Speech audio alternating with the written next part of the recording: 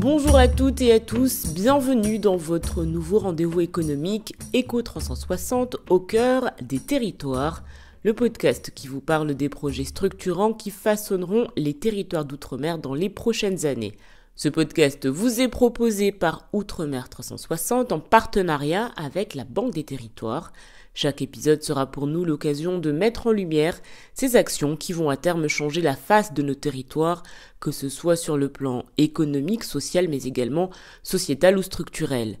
Éco 360, c'est également des hommes et des femmes, des acteurs de l'ombre sans qui rien ne pourrait se faire. Aussi, ce rendez-vous bimestriel sera l'occasion pour nous de les découvrir, eux qui sont les plus à même de nous faire comprendre les spécificités liées à nos territoires insulaires. Notre premier invité, celui qui inaugure cette mini-série de 6 épisodes, n'est autre que le directeur délégué aux Outre-mer de la Banque des Territoires, Hervé Tonnerre, bonjour. Bonjour et bonjour à vos auditeurs. Vous êtes également directeur régional pour la zone Pacifique de la Banque des Territoires.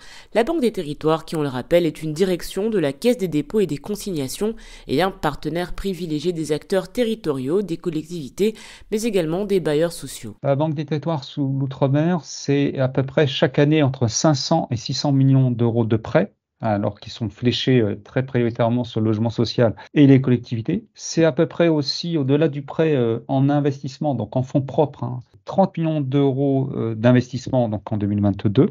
C'est à peu près 2 millions aussi de crédits d'ingénierie territoriale qui ont été mobilisés. Et au-delà, et c'est un chiffre qui est assez parlant aussi, puisqu'on exerce un certain nombre de mandats pour le compte de l'État dans les différents dispositifs du plan d'investissement d'avenir, notamment aussi celui spécifique, le PIA Outre-mer. C'est 240 millions d'euros engagés depuis la mise en œuvre de ces programmes. Alors, vous avez une grande expertise des territoires ultramarins. Vous avez été directeur général des services de la région puis de la collectivité de Guyane.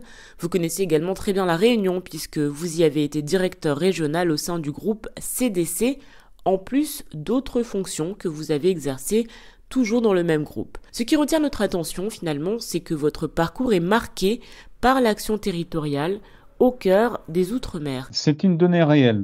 J'ai commencé ma vraie carrière, entre guillemets, en faisant du développement territorial dans le corps préfectoral et d'abord, je dirais, en France hexagonale. Après, j'ai eu la chance de pouvoir faire un premier poste sur les Outre-mer à La Réunion et de pouvoir exercer d'autres fonctions en Outre-mer. En fait, c'est le 4e poste à vocation ultramarine. Pour résumer ce que disait un de mes premiers patrons dans le corps préfectoral, si on n'aime pas les territoires, on ne peut pas les servir. Donc c'est la première vision. J'aime les territoires. Et j'ai vu des acteurs qui m'ont beaucoup marqué. Je dis, par exemple, j'ai eu la chance de servir un grand élu, le président Rodolphe Alexandre en Guyane. Et il avait une phrase qui m'a marqué par rapport à son implication sur son territoire, en me disant que, à la différence de ce qui était mon cas, lui, sa tombe serait en Guyane. Et à travers ces mots très forts, ça veut dire qu'il allait se battre vraiment pour son territoire. Et je vois beaucoup d'élus, beaucoup d'acteurs, de décideurs publics ou économiques qui se battent très fortement pour le développement de leurs différents territoires. Et bien voilà, sans plus attendre, nous rentrons donc dans le vif du sujet avec vous, Hervé Tonnerre, puisque nous allons parler des projets que la Banque des Territoires a ou va mener au cœur des Outre-mer. Soyez les bienvenus, vous qui nous écoutez, où que vous soyez. Outremer 360 et la Banque des Territoires vous présentent Éco 360 au cœur des territoires, un podcast présenté par Abissaïd Adinani. Si vous venez de nous rejoindre, sachez que notre invité n'est autre que le directeur délégué aux Outre-mer de la Banque des Territoires. Peut-être avant toute chose, Hervé Tonnerre nous expliquer concrètement le rôle et le mode de fonctionnement de la Banque des Territoires. On résume souvent notre mode d'intervention sur les territoires selon un triptyque qui est celui de conseiller, celui de financer et celui d'opérer. Alors le premier terme, conseiller, c'est du concret, c'est soit avec notre propre expertise interne, celle des équipes, sur des sujets pointus, et puis comme on a la chance d'être sur l'ensemble du territoire national, d'avoir une surface suffisante. On finance énormément de projets parce que la Caisse des dépôts, la Banque des Territoires, c'est 13 milliards d'euros prêtés chaque année, c'est plus de 2 milliards d'euros d'investissement sur l'ensemble du territoire. Donc, on voit beaucoup de choses. Donc, on essaie de conseiller. Deuxième sujet, mode d'intervention important, bien sûr, c'est de financer. On est, entre guillemets, la Banque des Territoires. Là, à travers deux outils que j'ai évoqués brièvement, le premier outil, c'est le financement prêteur. C'est la puissance, entre guillemets, de feu du livret A, des fonds d'épargne, hein. C'est un modèle qui existe depuis 2 siècles, qui est mobilisé très fortement, notamment sur le logement social depuis plus de 100 ans.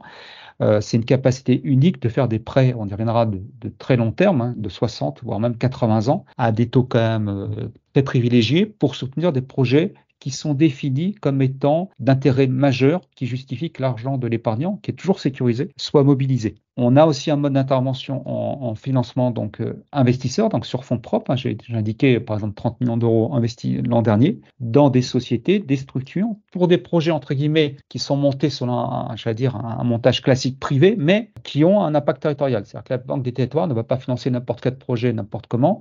Il faut que le projet ait un impact concret pour le développement du territoire. Et le dernier item, entre guillemets, c'est celui d'opérer. Qu'est-ce qu'on résume par là? C'est-à-dire qu'on a 2 filiales à 100%.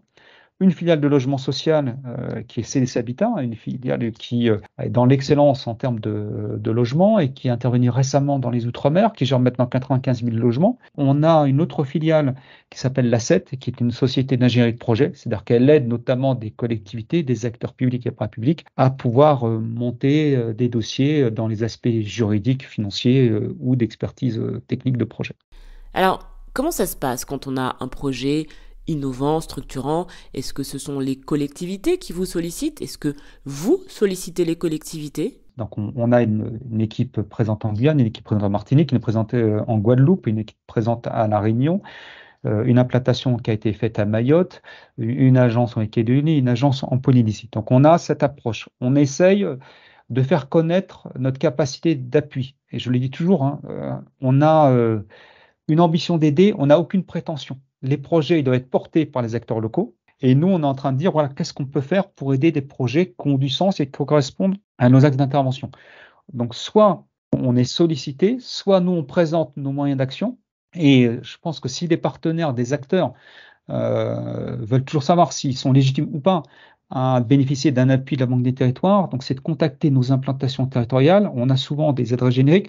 On a un site internet Banque des Territoires qui est très bien fait, dans lequel il y a justement ces contacts qui peuvent être pris par courriel et autres. Et puis après, il y a une prise de contact, les personnes sont rappelées ou elles sont contactées, et ça permet d'avancer. Donc voilà, c'est très itératif entre des sollicitations qu'on peut avoir ou nous-mêmes qui allons voir des acteurs pour exposer ce qu'on est capable de faire, notamment sur des thématiques qui sont considérées par notre gouvernance, hein, qui est très particulière, hein. On est placé sous la protection spéciale du Parlement, on applique les grandes règles, j'allais dire, des politiques nationales, mais avec une écoute territoriale très fine.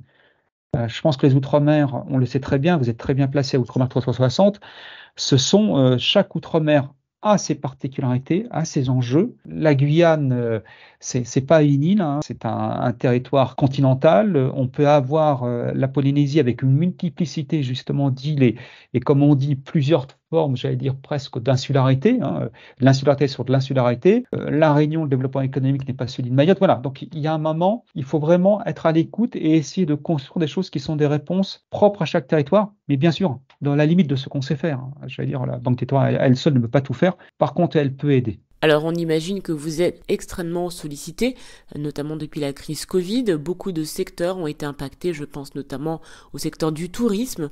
Vous accompagnez les collectivités dans leurs projets pour favoriser cette reprise des activités autour de ce secteur.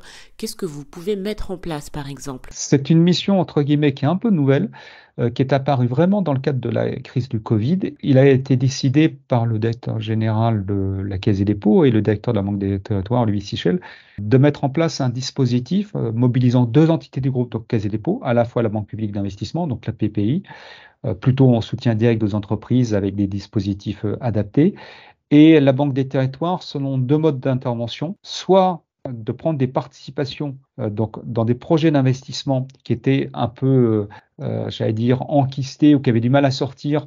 Lorsqu'il y a eu cette fermeture des frontières, naturellement, il était plus compliqué de pouvoir se projeter pour investir et les banques étaient un peu plus frileuses. Donc, il y a des projets d'investissement qu'on soutient, des projets hôteliers, des projets aussi d'équipement de loisirs.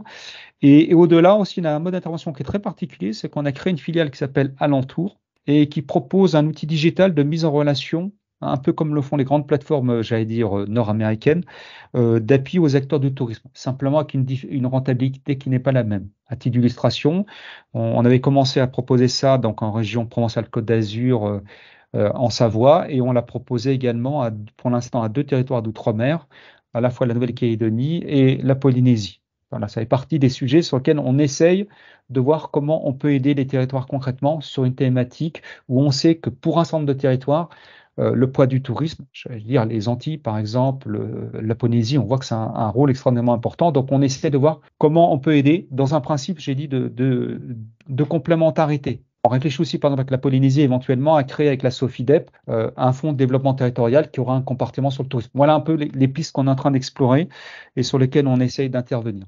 Quand on pense à la Banque des territoires, on pense financement, on pense également développement. Et puis, il y a toute cette notion d'économie mixte. Comment cela se traduit sur le terrain?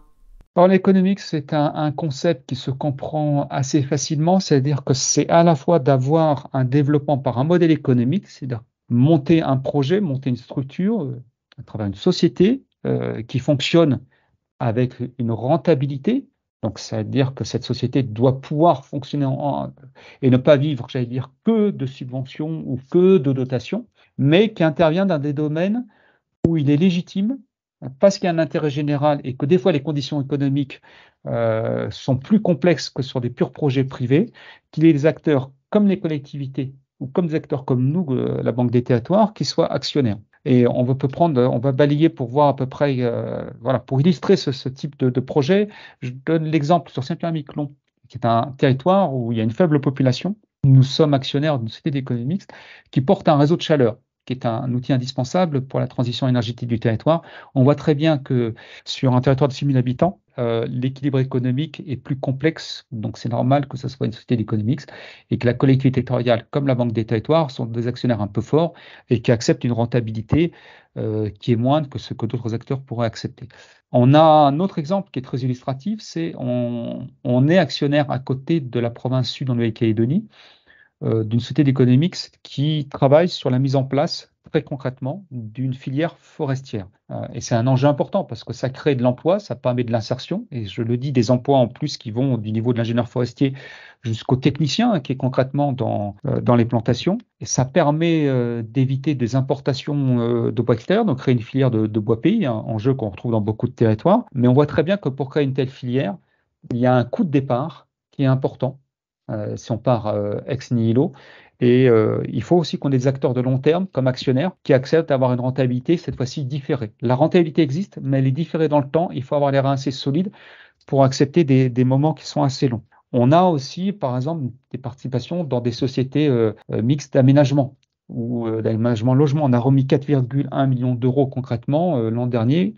Nous et la province l'a fait également, on avait élu de la même façon, dans une société qui fait du logement social et de l'aménagement parce qu'il était nécessaire pour son développement et pour faire du logement de meilleure qualité, de fortifier les fonds propres de cette société. On est en train de regarder pour mettre en place une société d'économie mixte sur Mooréa pour porter également le devenir énergétique de cette île de Polynésie. Voilà, donc là, les enjeux d'économie mixte, c'est d'avoir un modèle économique entre guillemets selon le modèle privé, de créer une société, avoir la souplesse d'une société et l'idée d'aller chercher quand même des ressources propres, mais sur des sujets qui sont plus complexes et sur lesquels les purs acteurs privés ne se positionneraient pas tout de suite parce que soit la rentabilité est plus longue, soit la rentabilité n'est pas à la hauteur de ce que certains peuvent ou souhaiteraient demander. Et on est sur des sujets d'intérêt généraux où la puissance publique, notamment les collectivités, souhaitent avoir un droit de regard et de suite. On l'aura compris, des champs d'action et d'intervention multiples.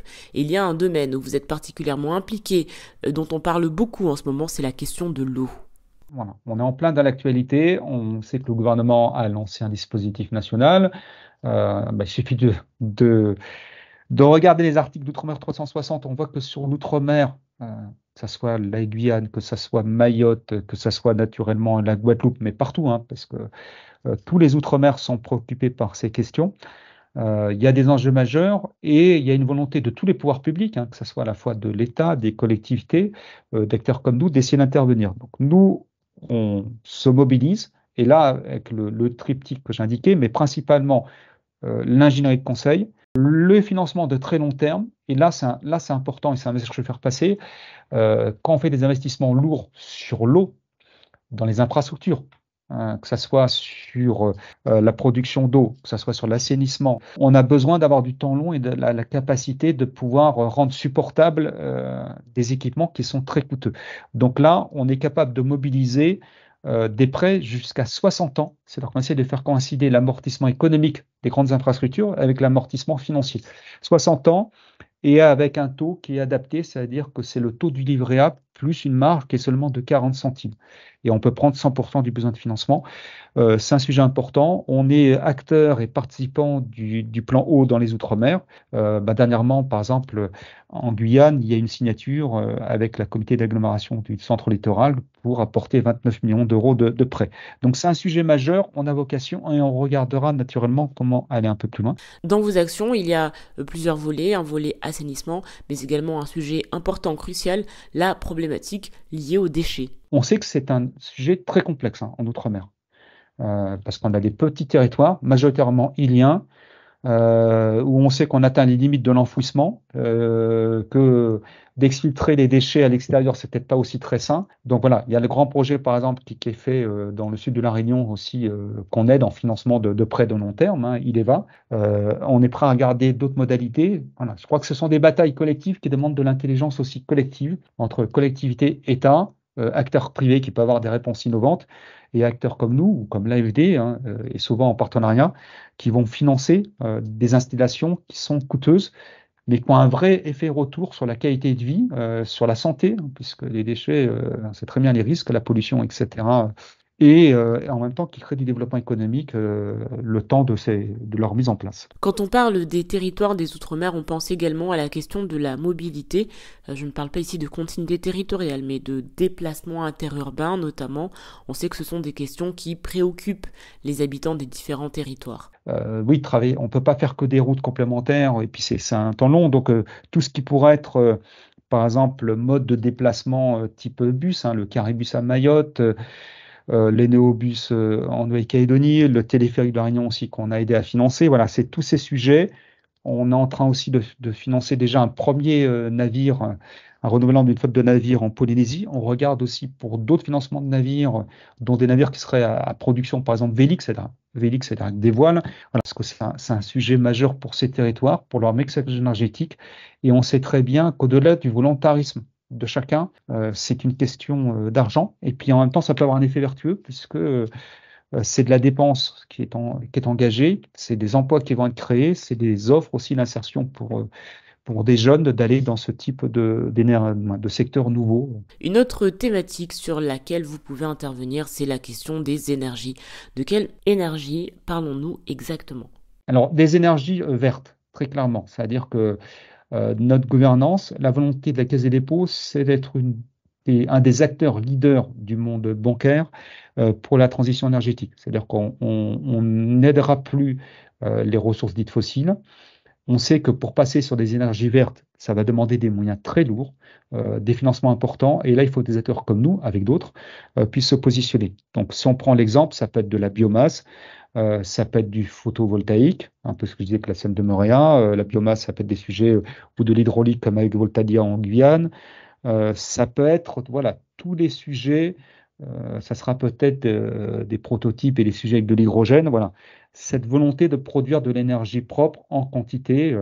Autre exemple, on est entré au capital de Enercal Énergie Nouvelle, la filiale d'énergie nouvelle de la SEM Enercal, on retrouve l'économie mixte, donc en Nouvelle-Calédonie, pour lui permettre de porter justement plusieurs projets d'investissement à la fois de micro-hydraulique, d'hydraulique plus lourde et de photovoltaïque. Alors dernièrement, la Banque des Territoires a multiplié les partenariats avec la chaire Outre-mer de Sciences Po, avec la Fédération des entreprises des Outre-mer. Il y a également l'ADOM ou la CCI. Quel est le but de toutes ces conventions ?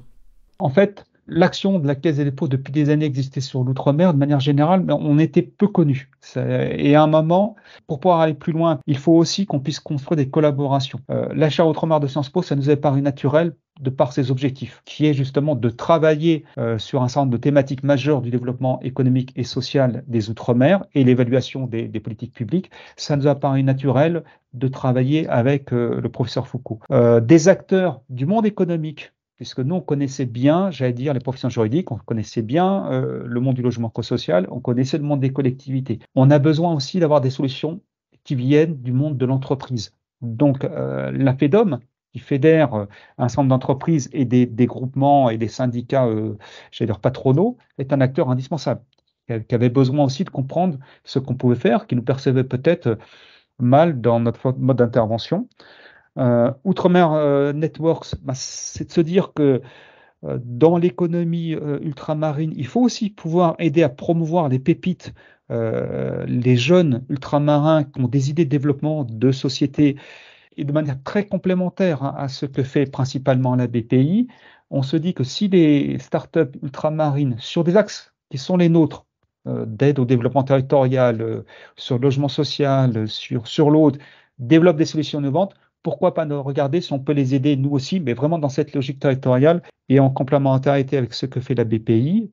La DOM, il y a un vrai sujet. On est en train de discuter, d'évoquer avec son président notamment des acteurs comme la CCI Nouvelle-Calédonie, des actions qui pourraient être conduites ou sur la Guadeloupe sur l'insertion de jeunes, notamment sur des projets de mise en place de formation et d'action sur du codage qui permettrait d'amener des jeunes à avoir des emplois valorisants et utiles en termes d'insertion. Donc, c'est des choses qu'on est prêt à regarder. Et pourquoi ces partenariats? En fait, c'est parce que pour aller rapidement sur quelques enjeux nouveaux, on souhaite, et c'est une mission qui nous a été donnée et qui nous a été confiée par notre direction générale, aller vraiment sur les enjeux de la résilience territoriale. Ça veut dire la lutte contre le changement climatique, favoriser aussi les circuits courts. On va se caler avec ce que l'État a mis en place, le Fonds vert. En fait, l'idée, c'est de permettre aux territoires ultramarins, on a bien vu quand il y a une crise sanitaire ou autre, ces territoires sont encore plus exposés les autres. Comment est-ce que ces territoires peuvent être plus résilients, plus s'appuyer sur leurs propres forces? Ils seront jamais l'autarcie n'est pas possible. Mais plus on les apprend à être forts et éventuellement une source de proposition, parce qu'ils ont développé des expériences locales qui peuvent être politiques, mieux on aura fait notre travail. On a des enjeux aussi de souveraineté industrielle. Et là, je pense par exemple à tout ce qui est les enjeux en cours et sur lesquels travaillent les acteurs du territoire en Nouvelle-Calédonie et l'État sur la souveraineté industrielle. C'est l'industrie du nickel et, j'allais dire, son verdissement. Ça va être aussi tous les enjeux importants au moment de la rénovation du bâti scolaire. Et c'est pour ça que je souhaitais aussi, dans toutes ces évolutions, on a adapté fortement nos outils. Et je voulais indiquer notamment, parce que c'est important, il y a eu un effort très important qui a été fait sur notre assouplissement, facilitation, simplification de notre offre de prêt. En fait, je vais être très très simple. On a maintenant sur nos prêts lourds, qui sont quand même 500-600 millions d'euros et qui pourraient se monter à 1 ou 2 milliards sans difficulté chaque année sur les Outre-mer. La Banque des territoires, elle a la capacité de faire encore beaucoup plus.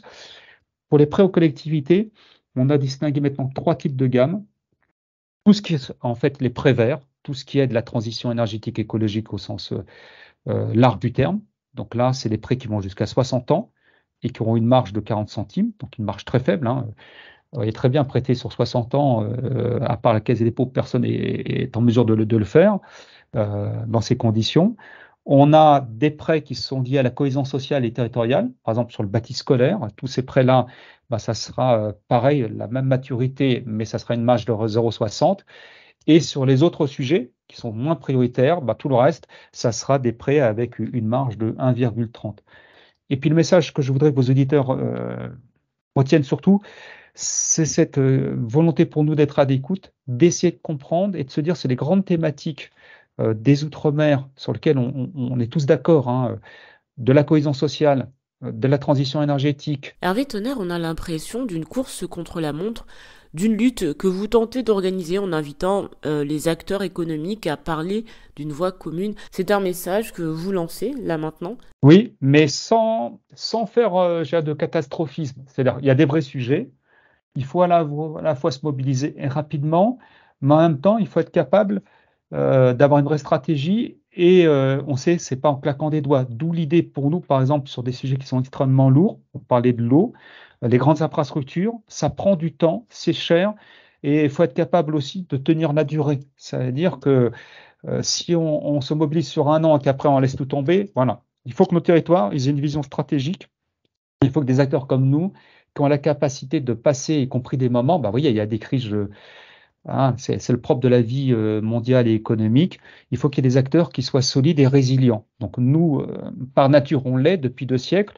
Je pense qu'il faut qu'on soit capable aussi, et c'est la volonté très claire de notre direction générale et du directeur général de la Banque des territoires, Louis Sigel, c'est que tous les territoires bénéficient de l'intervention de la Banque des territoires. Et dans ces territoires, mon rôle comme directeur Outre-mer, c'est de faire en sorte que les territoires des Outre-mer soient au premier rang des préoccupations de la Banque des territoires. Est-ce que vous avez un calendrier de grandes dates, de grands événements à venir? C'est ce que j'ai indiqué, c'est de déployer notre offre nouvelle et de pouvoir, notamment que ce soit sur l'eau. Bientôt, il y aura des annonces aussi sur le bâti scolaire. Les réformes que j'ai indiquées sur nos outils de financement, c'est ça, nos enjeux.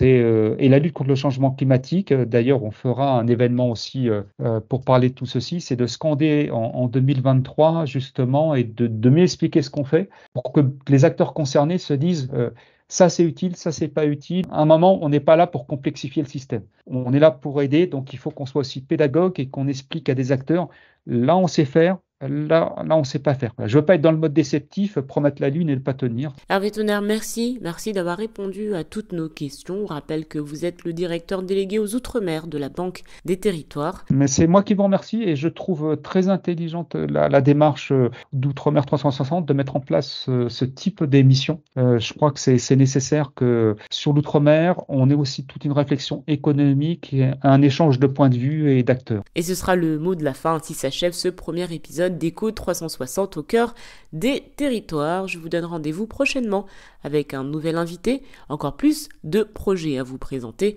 En attendant, pour ne rien rater de l'actualité des Outre-mer, n'hésitez pas à nous suivre sur nos réseaux Facebook et Twitter. Je vous dis à très vite et surtout, restez connectés. Vous venez d'écouter Éco 360 au cœur des territoires, le podcast qui vous parle des futurs projets structurants des Outre-mer.